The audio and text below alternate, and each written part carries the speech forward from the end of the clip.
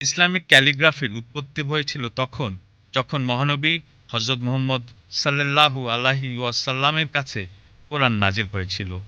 পবিত্র কিতাবটি শুরুতে মৌখিকভাবে পাঠ করা হতো এবং পরে কোরআনের বাণী লেখার প্রয়োজনীয়তা দেখা দেয়। ইসলাম বিস্তার লাভ করার সাথে সাথে পবিত্র শব্দের শৈল্পিক প্রকাশের প্রয়োজনীয়তাও বেড়ে যায়। অন্য কোনো শিল্পে যেখানে চিত্র অবয়ব বা মূর্তি ব্যবহার করা হয়, ইসলামিক ক্যালিগ্রাফি শুধু আরবি লেখনির মাধ্যমে এক মহান ধর্মের পবিত্র চিহ্ন হয়ে দাঁড়ায়। ইসলামিক ক্যালিগ্রাফি ঐতিহ্য এবং সৃজনশীলতার এক অপূর্ব সমন্বয়।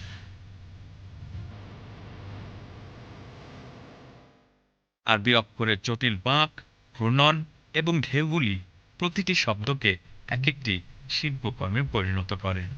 ইসলামিক ক্যালিগ্রাফির বেশ কয়েকটি শৈলী রয়েছে, প্রত্যেকটির নিজস্ব বৈশিষ্ট্যপূর্ণ আঙ্গিক রয়েছে। এর মধ্যে সবচেয়ে বিখ্যাত হল থুলুদ লিপি, যা এর বড় আকার এবং বাঁকের জন্য পরিচিত।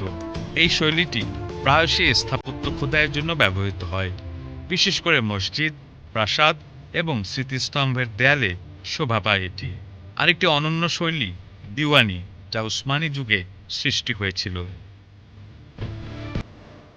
এই ধরনের ক্যালিগ্রাফিতে শক্তিশালী এবং সুনিপুণ অক্ষরগুলির মধ্যে সূক্ষ্ম এবং মার্জিত কাজ রয়েছে। এছাড়া রয়েছে নাস্ক লিপি, যা কোরআনের পঠনযোগ্যতা ও স্পষ্টতার জন্য অধিক ব্যবহৃত।